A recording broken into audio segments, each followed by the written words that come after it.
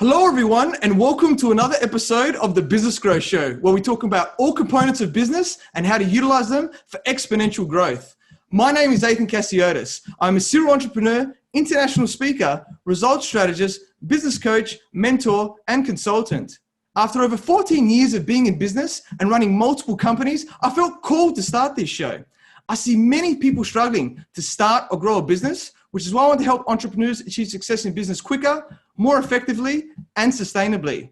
Today, I have an awesome guest. She is a business coach, consultant, international speaker, author, leader, and CEO. If you're looking at achieving greater levels of performance and success, look no further.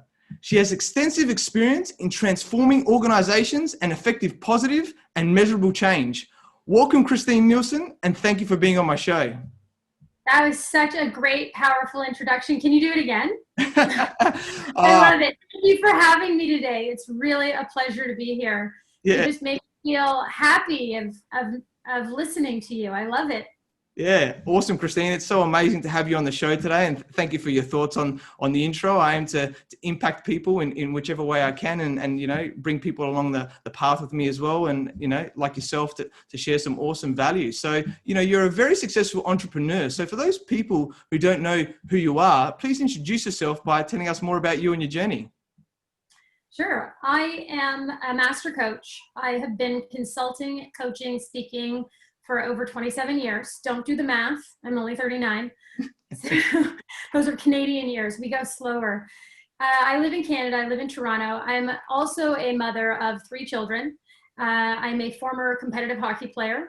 And why that's important, we'll get into that journey a little bit later on. But we'll talk a lot about how sports has influenced my own journey and my career. And it's been a roller coaster. I'm not gonna say it's been like all smooth sailing. I became an entrepreneur when I was 24 years old. I was in the pharmaceutical industry right out of university, and I was selling pharmaceutical products, specifically in diabetes and cardiovascular care. And the company that I worked with at the time, I was one of the top reps, and they hired this transformational coach to come in and talk to us about, changing perceptions and changing the way the marketplace attitudes were.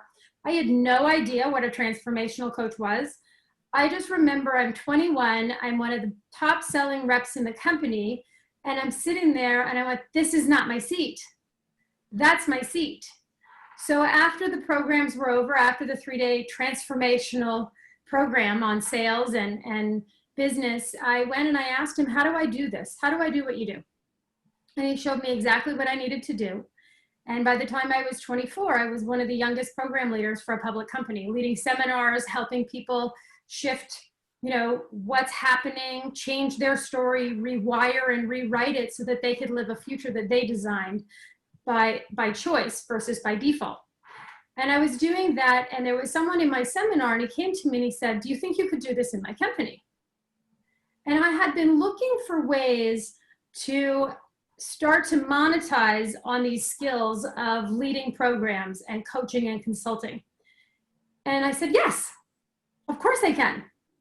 So I asked him, well, what's your company? And it turns out that my first entrepreneurial experience was with one of the largest telecommunications companies here in Toronto in Canada. So that's how I started. Yeah. That's my entrepreneurial journey. Yeah, that's amazing. That's an amazing story. And I think that's a testament to a lot of people where, in business and in life, there's a lot of opportunities that come our way, right? And you got to see, okay, that looks interesting. And what comes my way? Okay, how do I position myself? How do I put myself in those situations where I can learn from them or, find out what I'm passionate about, what's purposeful to me and everything like that. So that's a really amazing story there of how that came about. And business is a very interesting beast, so to speak. There's a lot of different, components and elements to that. So what do you think, are the most important and why? What are the most important elements of business? There's a lot. The first piece that you touched on is the purpose. So what is the purpose of the business? Who do you serve? Why are you in business? And if you know the purpose of your business, it's very easy to have the rest of the particles fall in place. So when I shared that story with you, one of the things I knew from a very young age is that my life mattered and I was here to make a difference. My job was to find out how. So I've always known my purpose. I haven't always known how to fulfill that purpose. And that's the role of an entrepreneur. We're really like scientists experimenting on, as long as you know what that purpose that you're fulfilling on, if it's to make a difference, what impact are you making? What results can you produce? How can you edge or move something forward that other people said that can't be done? If you have some kind of a purpose in mind and you execute on that purpose, it actually is much easier. A lot of entrepreneurs today, though, are struggling with what is their purpose. A lot of business owners, they're in the middle of this worldwide pandemic and global crisis, and there's also an identity crisis. Who am I now? What do I really stand for? What's the purpose that my company serves, and what problems do we solve? So that's probably the most fundamental piece of a business, is understanding what purpose does the business serve? Why are you in business? And that made my journey as an entrepreneur a lot easier. Even when there was roller coaster rides and I was bought and I was sold and lots of fun, exciting things happened inside of that, I always knew my purpose. Yeah, it's such an amazing point. And, I completely agree with you. A lot of people that I work with as well. And I see that people just get into business because they get into business, whether or not they learned from their parents, whether or not they thought, oh, it'd be fun to start a business, or maybe they bought a program or a course or something off somebody and they're just like, oh, yeah. And they just fall into it. And then it's like, and what am I doing? I'm here to make money and do all this sort of stuff. And they've got this like hole inside of them and going, what am I actually doing? Or it's not working. And they're wondering why it's not working. And yeah, it's so powerful, when you strip back those fundamentals and go, okay, and then you build it from the ground up, because, it's very difficult to grow and scale a business with people, which is very important, right? When you don't have that as well, right? Well, if you don't have your purpose, then you have nothing to enroll people into. So your whole job as the CEO of a company, as the entrepreneur, is you're either enrolling customers into the products that you serve, that you sell. You're enrolling people to come and work for you because you've got this great vision and they can find themselves inside of that. But without that, what are you enrolling them into? If it's all about chasing the money, we know what happens. We know the statistics on why entrepreneurial businesses fail. They either have really great ideas and they're chasing the money, or they don't have great ideas and they can't get liftoff and it's a Me Too type of product. Because people do think being an entrepreneur is easy. And I have to tell you, you got to be crazy if you're going to be an entrepreneur. It's a 24/7 job. And there will come a point where you're actually able to have more balance inside of that equation. But in the beginning, you'll find yourself rolling up your sleeves, doing things and digging into things that you didn't want to do. But you're the owner of the business, so it's your job. Yeah, so amazing points. And we've all been through it, like myself as well. And people think, business will be easy and everything like that. But it's not like you have a wage and you have this constant money every month, right? Especially when you start. And I think that's a key thing about business is cash flow. It can be sporadic, so you have to be able to be creative, is probably the best word, and saying, okay, how can I ensure that I can, grow the business, have enough cash flow to, pay all my expenses, pay myself enough so that I can live, but then also, pay my employees as you grow as well. And that's where, these ongoing revenue type contracts or models, become more, advantageous and opportunistic, because it helps you to do that. Not every business is like that though, or there's a combination of both, where you sort of do some that are projects and some that are like that. So it really depends on the type of business, but you have to look at how can you create that long-term or even loyalty, I guess, part of the business where people love to come back to you. And that probably comes down to a branding point of view as well, right? With what you sort of put out there with people and how do people connect with your business. So even if you don't have a business that can just be a subscription model, for example, but you have to sell individual things, it's like, Or why do people come to you then if they, you want to make them keep coming back as well? And again, you can tie it to brand, you can tie it to the purpose and the vision of your company. Because when people understand what's at the core and how important certain things are for your company and your business, how you serve them, what differentiates you in the market, that's your brand. So you're taking what is at the essence and the core, the values, and you're having that be expressed as the brand of the organization. And when it's off brand, people know, because they can tell that they went to McDonald's and they asked for Big Mac. It will be a Big Mac at every single McDonald's because that is the brand of McDonald's. But if you go to a hamburger place where they do it your way, it's going to be different every single time. And so that's the brand of that company. So you want to notice that your brand is that self-expression. It is bringing into the world how you solve problems and what you're doing for people with the values that you have. It's really important. Yeah, definitely. No, awesome points there. And, and if we touch a little bit more on maybe the leadership and culture part of a business where a lot of people sort of don't think of it. And, I think it has to be thought about really at the start of a business as well, let alone, but it become more of a challenge as the business is growing as well, right? Depending on if, purpose changes, direction changes of businesses, depending on how long people have been there, if you want to make some big changes in the business, especially if people have been around for a while. So, what do you see as the importance? What are the shifts that maybe need to change and how that sort of impacts businesses as well? Well, there's two schools of thought, and I've been in the world of creating excellence and culture and leadership culture for a very long time. And people most of the time miss the mark because they think culture is something that you set and let. It's not. Your logo may never change. Your company culture needs to grow with the company. It needs to grow with the people, and the people inside the organization who may not have started the company as a company of 2, 3, 5 people now have developed into a company of 200 people.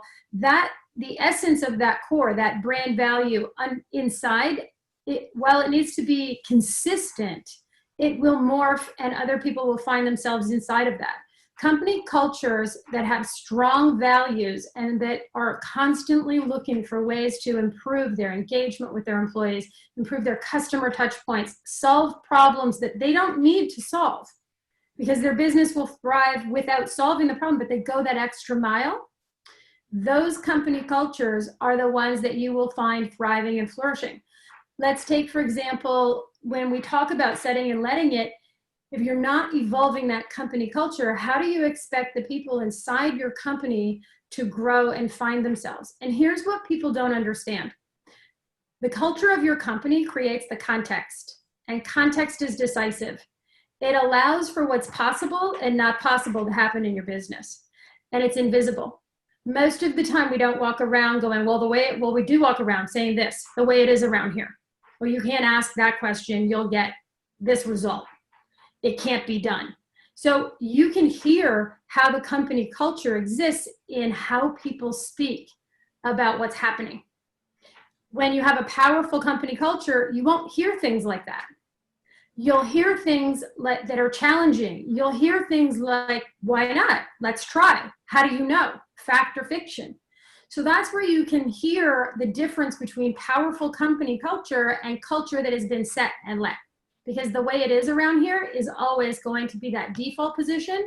And that is usually an uncultivated garden. It's an uncultivated company, and it's probably ripe for the pickings. Yeah, it's so true, those amazing points. And I think that's what, the values are really important of a business because those are the things that, comes from the founders of the owners, initially about why they start the business. But it also helps the staff to be able to go, okay, this is how we're meant to act. And it's like in businesses these days, as you know, we need to be innovative. We need to be problem solvers. It's not like you said, we don't want this, we can't be done attitude, right? It's like, how do we find the way? What do we need to do? That's the type of mentality you want your staff to have. And that really needs to be part of those values. It should be one of them, something like that, whatever that is, if it's innovation or something else, so that you can foster that. And then, hopefully you can set that at the start, but, potentially you may have to, include that. And then, and it's sort of almost like a top-down approach, because I think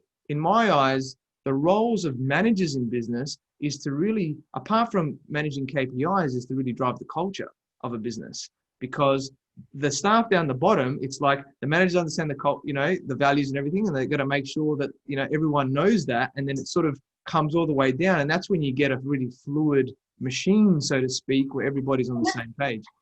So actually, I'd love to test that and unpack that a little bit with you, because I actually suggest that while the top of the house may set the stage, the bottom of the house, where people really are touching the customers and really doing the work, that's your company culture.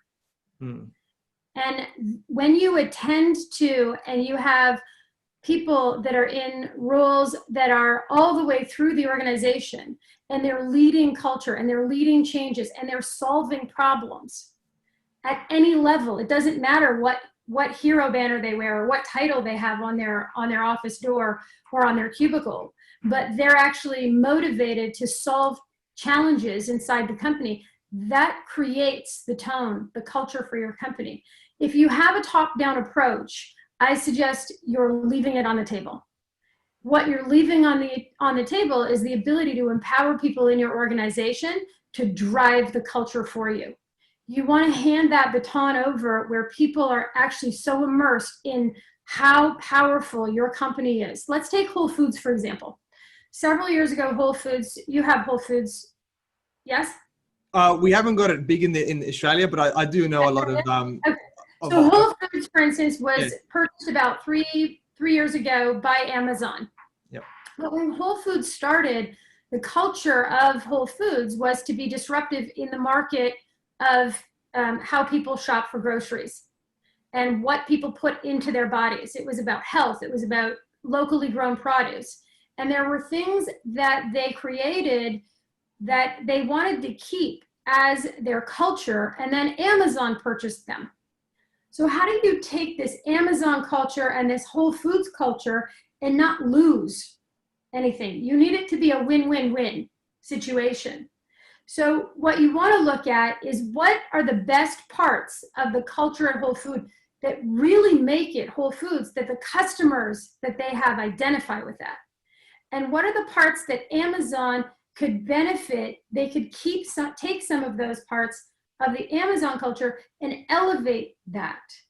So you want to allow yourself to reinvent that culture after you've had a big shift in your business like that. It's no different whether you're a big company or you're a small company, and perhaps you've done a merger, or you're buying, something else, or you're adding a new business into your company culture. You want to attend to what is it that is the most important things that drive our business and that are really fundamental to the purpose and the values of this company. I love that. Yeah, that's such an amazing outlook. And like, how would you do that? Is that something like, I don't know, having meetings, or trying to sort of, how would you extract that, I guess, from that new business? So consciously. So you really have to invent it. Yeah. Often what happens for companies is, especially in a merger and acquisition situation, the dominating culture prevails. And if you let that happen, you've left valuation on the table. What you bought, you turned into something that you didn't want. So I strongly recommend, when you're in, and that's specific to a merger and acquisition, like the sizes of the Amazons and the Whole Foods, but there's going to be a lot of M&A post-COVID. There are going to be smaller businesses that are ripe for being purchased by larger companies. And what you want to do in those situations is look to see, instead of having it default to the culture of, the one who got bought wins, because that creates rife, you lose the assets of the company, which you're buying the people. You're buying the intellectual property. You're buying their ability to generate revenue. You're buying their ability to think powerfully. So why would you want to change that? What's working about that culture that really added to the company value, that added to the valuation model, that then you can actually take and grow that business and actually maybe propel your own current culture? So you want to reinvent those cultures into something new. You're creating a new company in that particular instance. And there's a lot of different ways to do it. So you asked, do you do it through meetings? To a degree, you do. You do it mostly by listening. So one of the biggest tools that any leader in any company has is your listening. And it's not listening like you and I would think, I hear you talking, I'm listening to you. It's listening for what's possible in the company. Listening for what do people want? What is it that we're up for and that we're creating powerfully? And where are things getting derailed? What's in the way? What's getting in the way of someone really doing their job? And when you listen for those kinds of things, the culture of the company is really easy to be to change and to solve. It can really drive a lot. Yeah, I love that. So it's, the way I sort of unpack that is that it's asking a few key questions, but then just asking the question, then just listening and just seeing what comes out of, the people there and being really receptive and looking at, how you can incorporate that. So that's really awesome. Loved how you unpack that, Christine. And I guess, from that aspect, when you've got all these people or you're trying to improve a business, data analytics is also, very important, right? Because, so change is, measured and managed effectively, right? So how do you help your clients with this and how do you focus on that?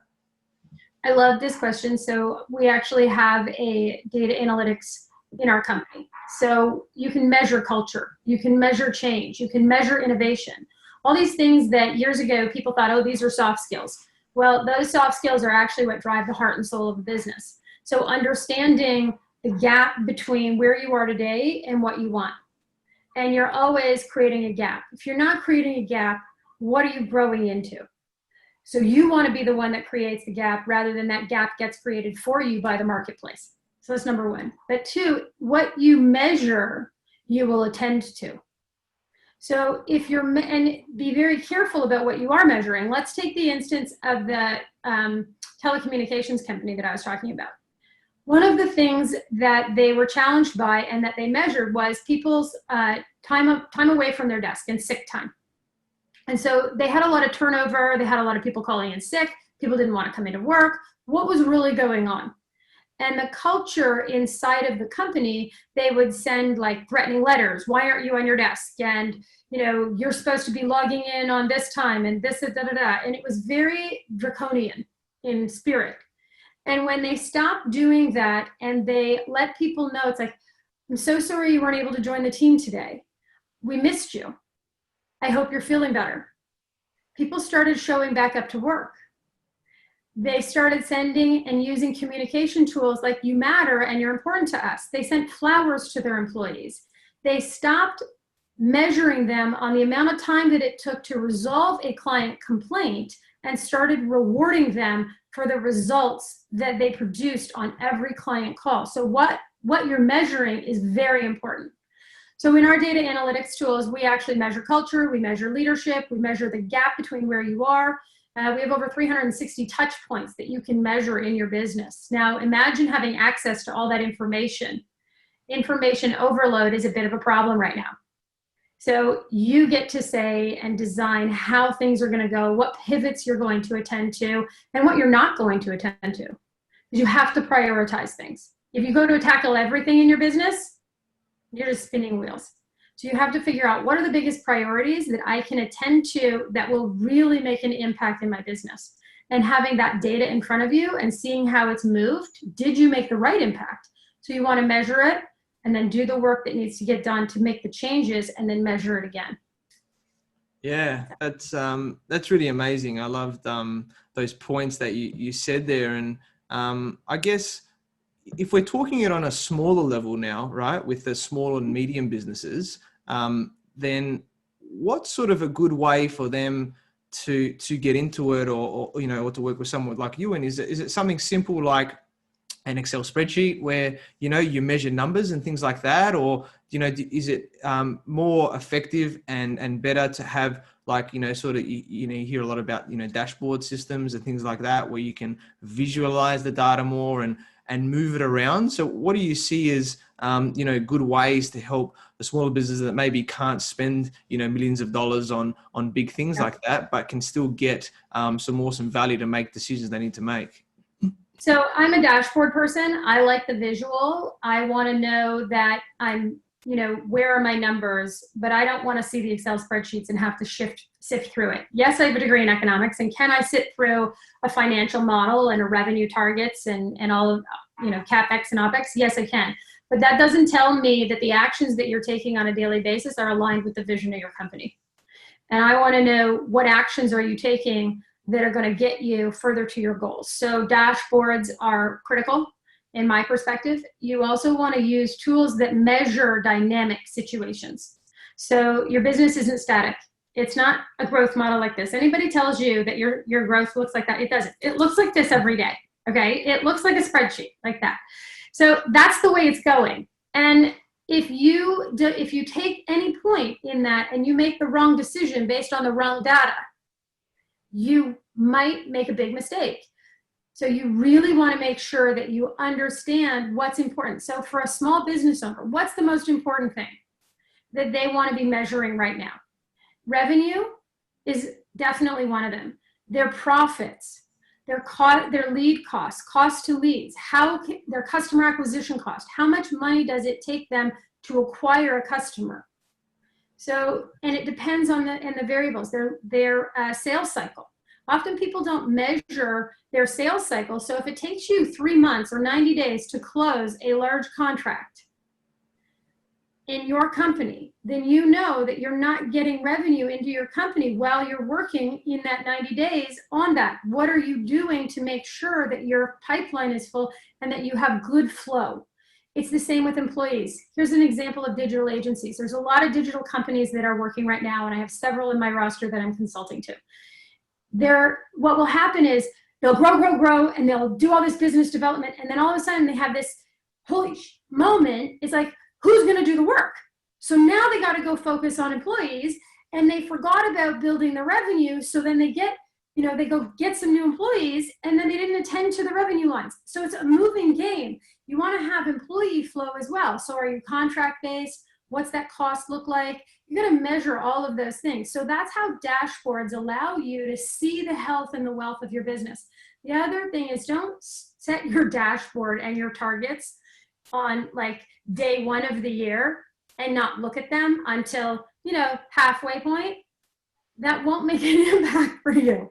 If you're not looking at your revenues, if you're not looking at how many sales you're going to do, you're not looking at what your leads are, not looking at your marketing, you're not looking at your people pipeline on a weekly basis and a daily basis, then you're not in charge of your business. Your business is in charge of you.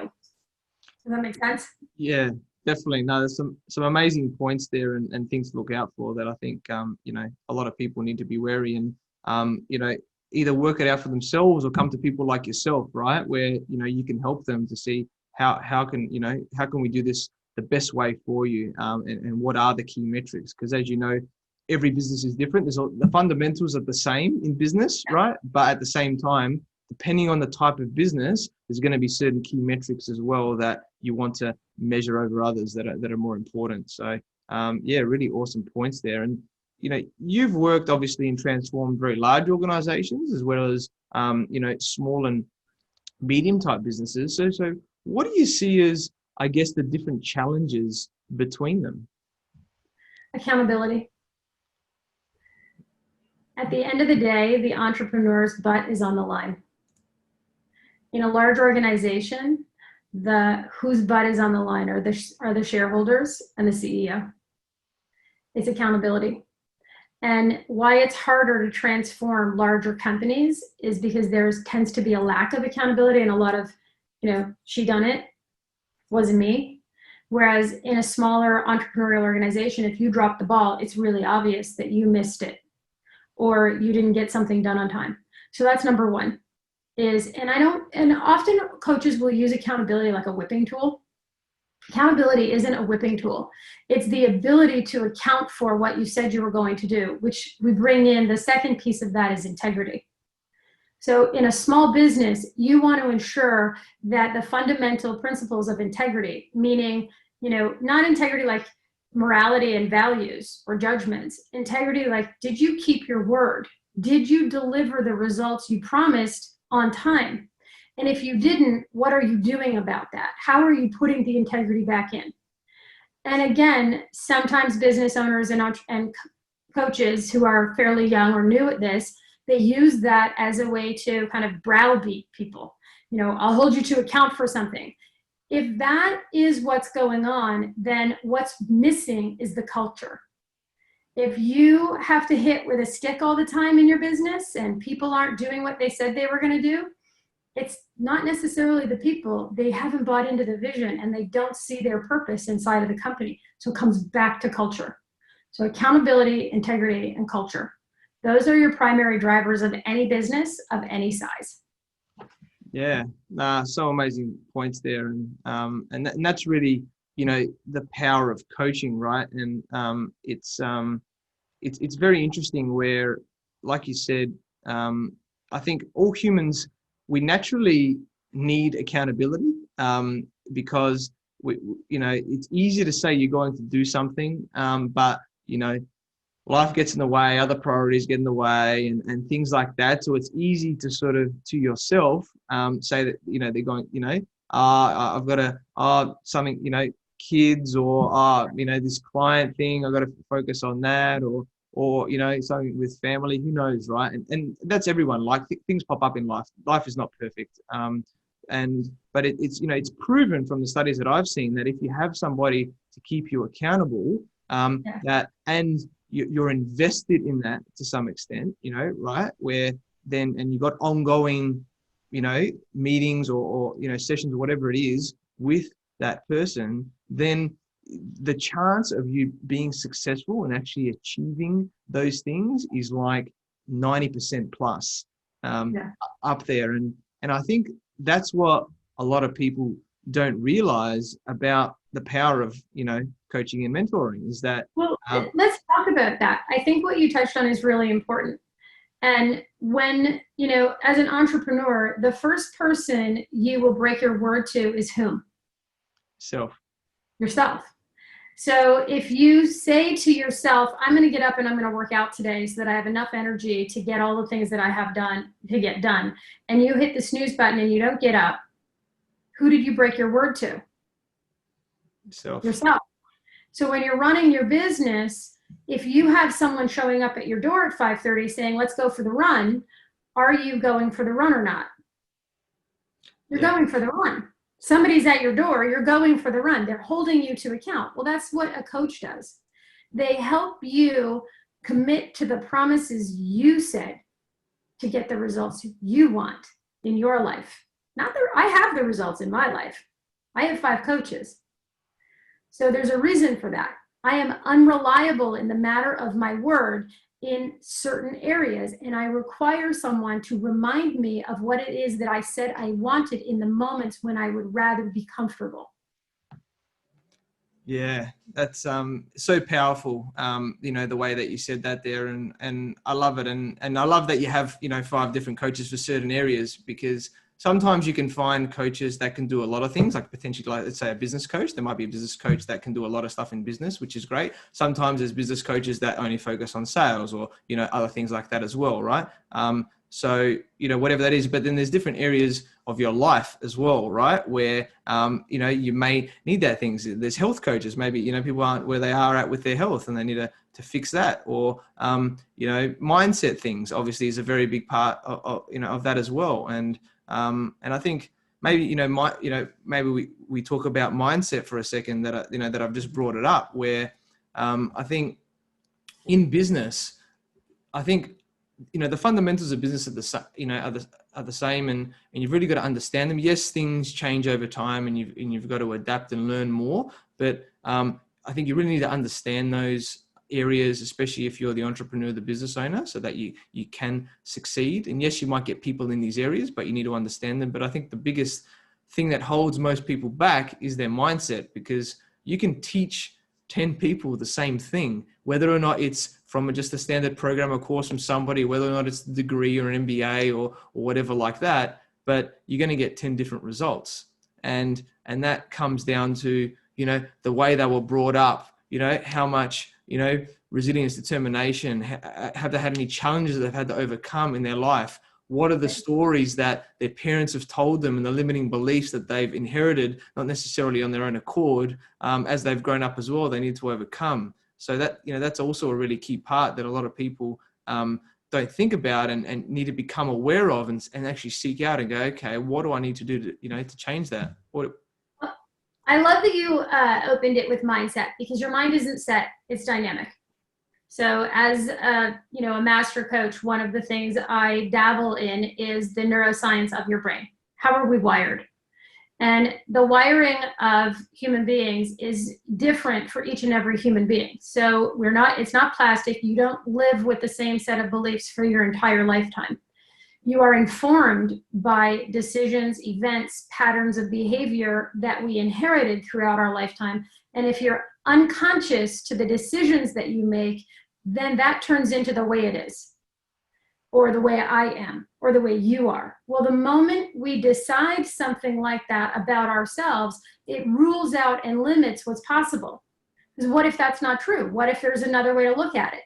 So there's always pushing the way to think and experience your thoughts. So our thoughts create our emotions create a secondary thought, which starts to create our belief patterns, our actions, all stem from those places. This stuff we know. This is that's not rocket science. What we have learned in the last decade is that our thoughts and the patterns of behavior can change if we consciously attempt to shift those. It's one of the things that, as I pivoted throughout COVID, one of the pivots that I make, I didn't want to just create another online course. I wanted to help entrepreneurs and business owners who are currently challenged with some of the things that you just said, limited thinking, the belief in themselves, not having enough courage to follow their passion or their dreams, to ask for help, to create that business. Some of it is heightened levels of anxiety and the inability during those high times of stress to make powerful choices or focus on what they really want, creating that purpose, that vision, and sticking to that. So I launched BrainTap Coach during COVID. And BrainTap Coach is one of these programs where it is helping people to shift that neurology, to change the way we think. It's called brain entrainment, and it actually helps us to understand how those subconscious decisions create our reality and what to do about that so that you can have a new reality and a new future and different results in your life. That was a long answer to your question. But when people talk to me about mindset, it's not set. It's dynamic. Yeah, no, it's awesome, Christine. And I'm sure we could talk hours on it.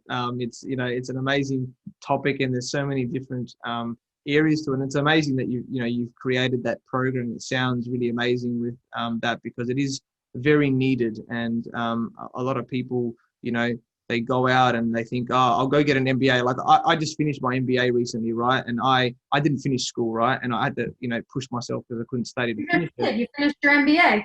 Yeah, that's it, right? So, which is awesome, right? Telling yourself that story, I didn't finish school. Actually, you just finished an MBA. That's not. That's right. So, I think at the time I wasn't focused, I couldn't study, whatever the story I told myself, right? But then I was like, okay, I have an outcome. This is my goal. I'm going to do whatever it takes, to make it happen, because that's life and that's business, right? It's not all, rainbows and butterflies, right? You're gonna have to push through certain things. And I knew that for me to be successful, whether or not I was going to be a senior manager in a business or whether or not I was going to have my own business, I knew that I wanted to learn those fundamentals of it, right? So that was really important for me. And I majored in some strategic management, entrepreneurship stuff as well as I went on, because that was more, intriguing to me. But at the same time, we build that mindset and other things, but just having that MBA or any other business course you don't necessarily need a university education to be successful in business if you can learn from people that are very successful in business, right? Because that's the real things, and I pride myself in learning from both, like yourself, of course, where we look at successful business coaches and people that are successful that give us that. But at the same time, it's like you need to work on that mindset areas. How do I become aware of these things, and what programs, what tools, what things can I do to do that? And it's a constant improvement. Like you're never going to have anything limiting you. That's the beauty of it, so to speak. Because yeah, it's like a lot of people say, we need to constantly grow as humans. It's a thing for us. Otherwise, we feel stale and we feel like, what's our purpose in a way? What's our life purpose if we're not growing? And that mindset actually helps us to grow. I see it as an opportunity. It's like, become, ingrained or enthralled in like, how can what do I need to do? What's holding me back? Like who can help me? And a lot of the time we don't see it in ourselves. That's the other part as well. Like as you get better at it, you can start to see things, but you need somebody to prompt you or programs or whatever it is to ask you the specific questions or areas to focus on. And then you're like, this is what I'm doing or holding me back. And then giving you things to move forward, which is really powerful in those ways as well. I love what you said there. And there's a few things that I would, really encourage people to look at. And having a growth mindset and constantly be striving to improve and to be impactful is really very fundamental and quite important until it's getting in the way.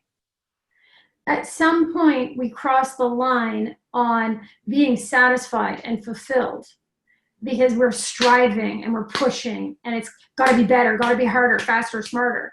And we miss certain fundamentals like being able to be present and being grateful for exactly where we are with all our warts, flaws, all the problems that we have, and all of the greatness that we've created as well.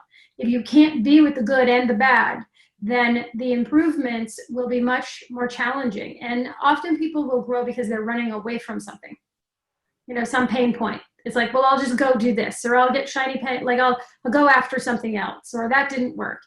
That's not growth. That's escapism. And there's a difference between trying to escape and shift who you want to be and being satisfied, being fulfilled with who you are. And they're nuanced things, but they really make a difference in the quality of our lives. Sometimes growth it happens because we're comparing ourselves to other people. I suggest you don't do that. I suggest you look at what's my lane, what is it that I'm committed to, and not worry about what everybody else is doing. You want real happiness? Look in the mirror. It starts with you. If you're looking out there all the time, then you're trying and striving and I've got to get somewhere. Well, how about you don't? What if you start exactly where you are and find contentment and satisfaction and fulfillment in that? Yeah, no, they're so amazing points. And one thing someone told me one time was, you need to stop and smell the roses as well along the path. And that was something that was a downside to me, is that I was always sort of pushing and, with an entrepreneur, it's like, you've got to think in the future, right? About what's going to happen. You need to be many steps ahead. But at the same time, there needs to be times where you're thinking in the present moment, because in life, there's a lot of magic in the present moment. And it depends. During the day, there's a lot of things going on, but it's not also in your business. It also can be in your actual life, right? Outside of business, when you're talking about your loved ones and your family and things like that, where you have to be able to be present to connect and even connect, so you've got that family aspect, but then also if you're having meetings with people, right, in whatever context, you're catching up, whether it's business, personal pleasure, whatever, or professional, is that actually listening to them, actually wanting to connect and not just thinking about what else is going on. And that was a big realization for me, and something that's helped me to connect more with people, and people can feel that, right? Like, we all have an energy about ourselves. We all have like an aura. Like you've probably heard the aura of authenticity, where it's, that element there is, a lot of people don't think that, they don't focus on it or they don't think about it, but people feel that. People feel you before whatever, anything comes out of your mouth, like that. And, and that can even be over a Zoom, like we're doing now. Obviously it's even more in person. But it's really powerful, when we do those things. Yeah, 1,000%. And you touched on, I am a mom, and there are challenges with running a company and, being a parent. Last 2 weeks ago was the first time I took my eldest to university. And I was so unprepared for all of the emotional response that I would have. No, like my girlfriends would warn me and they would tell me, I'd be like, yeah, whatever, that's for you, that's not for me. And I would brush it away. Be like, I'll be fine, he's good. I was a basket case. I was a crushed up, messy panic attack. I'd never had one before, just feeling all the feels. And it's this moment where you take this beautiful human who was yours and you let go. And if you want to be powerful in life, you have to feel all of those experiences. You can't pretend them away. And it was soul crushing. I'm not going to lie. It hurts. It hurts a lot. I can't wait to see him this week. I get to see him for the first time on Thursday. But it's been an adjustment. And if I had tried to pretend it was any other way, pretend I'm fine, it really would be very incongruent with my brand. It would have been, people would be like, you're not fine. You're a messed up mess.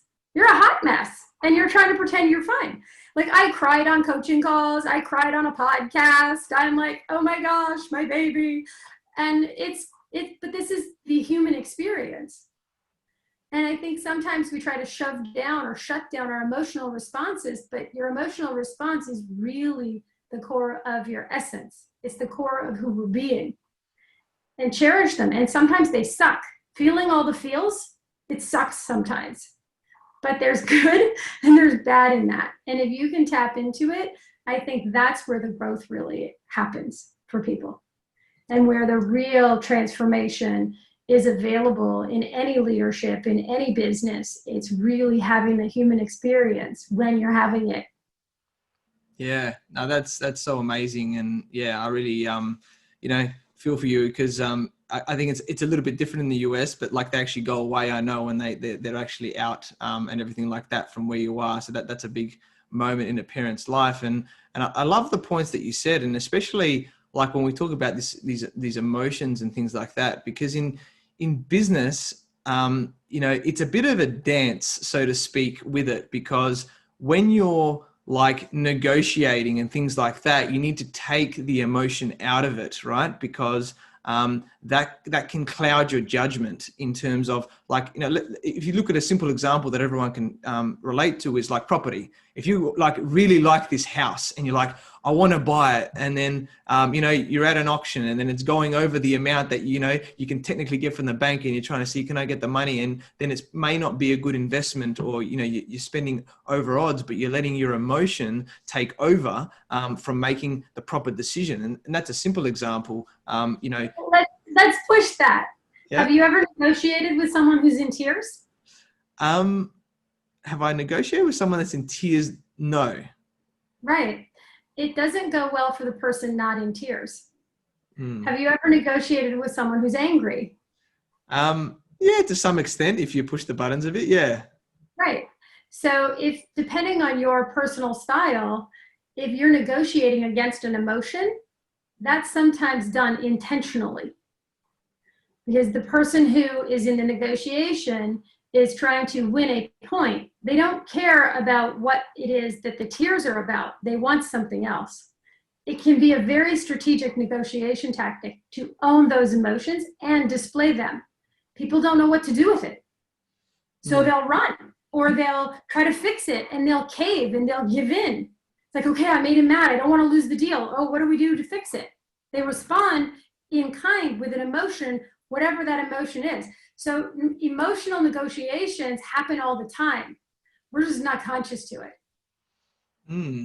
That's very interesting, and it's sort of reiterates on the point that I was saying as well, right? That when not only is it our emotions that we need to take out, but it's about when other people are being emotional, not to buy in to the emotion as well. Overreacting. Yes, that's right, which is very powerful. And it comes down, that coupled with something you were talking about before, that we're all, structured differently, so to speak, in our makeup of how we work, right?